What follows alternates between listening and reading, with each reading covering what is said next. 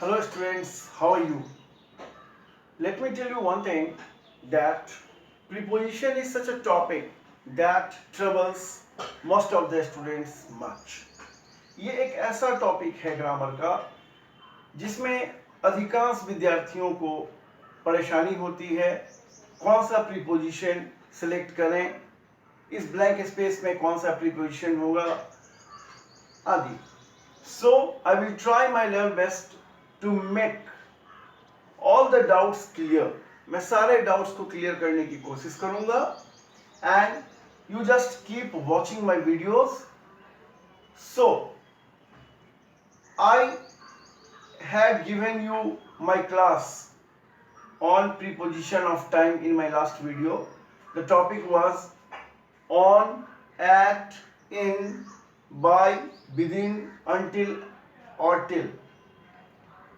इस पे मैंने आपको पिछले वीडियो में मैंने अपना कॉन्सेप्ट दिया था.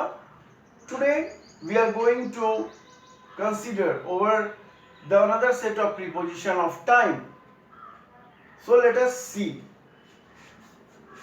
Preposition of time. आज हम लोग देखेंगे फॉर, सिंस, फ्रॉम को. सबसे पहले हम बात करते हैं फॉर की. For it is used in all perfect continuous tenses.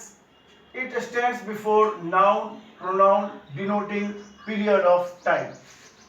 तो सबसे पहली बात आप समझ लें कि for का प्रयोग हम लोग जितने भी perfect continuous tenses होते हैं उसमें करते हैं, और for वैसे noun या pronoun के पहले लगता है जो period of time को दर्शाते हैं. Let me make it very clear about period of time.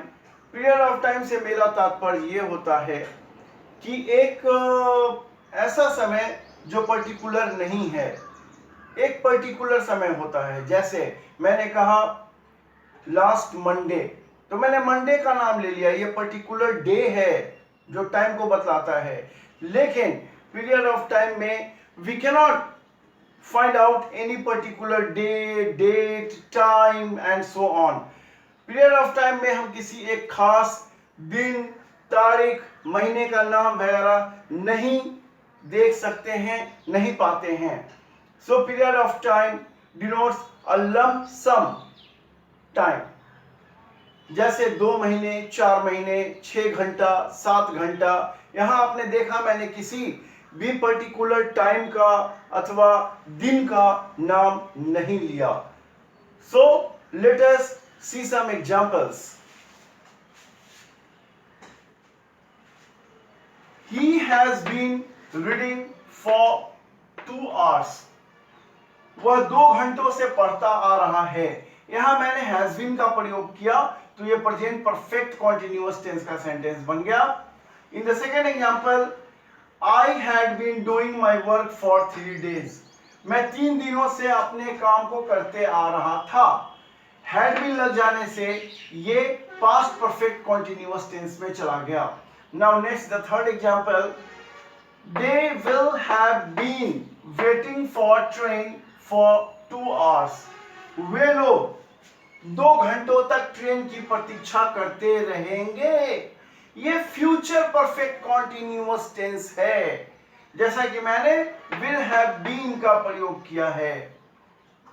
तो यहां पर आपने देखा इस तीनों एग्जांपल्स में पीरियड ऑफ टाइम है. जैसे 2 आवर्स, कोई भी पर्टिकुलर टाइम का नाम नहीं है. यहां पर 3 डेज, किसी भी दिन का नाम मैंने नहीं लिया. फॉर 2 आवर्स, यहां भी 2 आवर्स है, कोई पर्टिकुलर टाइम नहीं है. Now let us consider another use of for. For का एक दूसरा इस्तेमाल भी है. For का अर्थ होता है के लिए. इसका हम जनरल सेंस में इस्तेमाल करते हैं. जैसे my friend reads for half an hour only. मेरा दोस्त केवल आधे घंटे के लिए पढ़ता है. Now let us see example. I have come here for a few minutes only. मैं यहां केवल कुछ ही मिनटों के लिए आया हूं.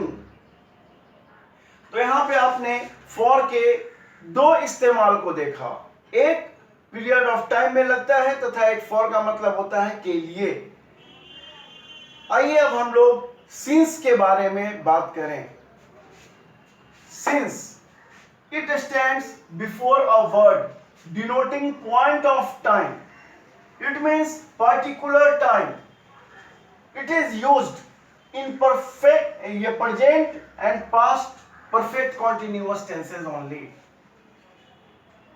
सिंस का प्रयोग हम लोग वैसे नाउन या प्रोनाउन के पहले करते हैं जो पॉइंट ऑफ टाइम को बतलाता है। Point of time means a particular time, एक खास समय, चाहे वो किसी दिन का नाम हो, समय का नाम हो इत्यादि, या किसी फेस्टिवल का भी नाम हो तो वो भी एक पर्टिकुलर टाइम हो गया।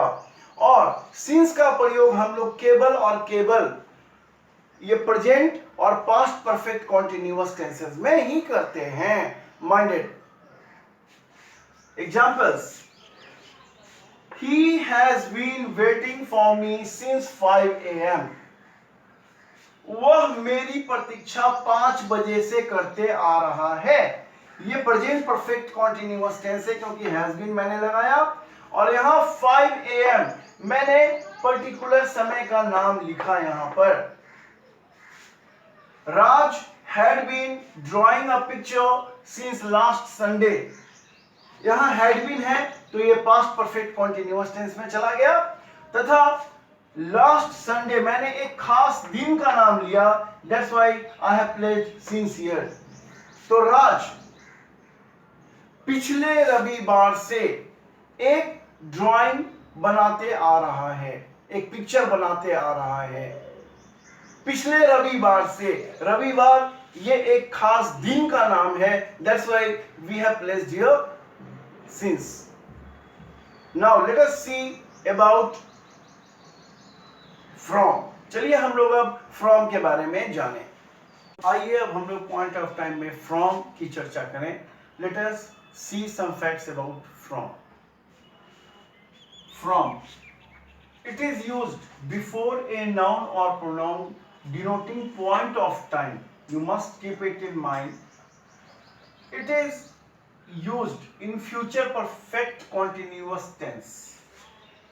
फ्यूचर परफेक्ट कॉन्टिन्यूअस टेंस में हम लोग पॉइंट ऑफ टाइम के स्थान पर सिंस की जगह फ्रॉम लगाते हैं। See some example. He will have been doing his project from next Monday. वह अगले सोमवार तक अपने प्रोजेक्ट को करता रहेगा।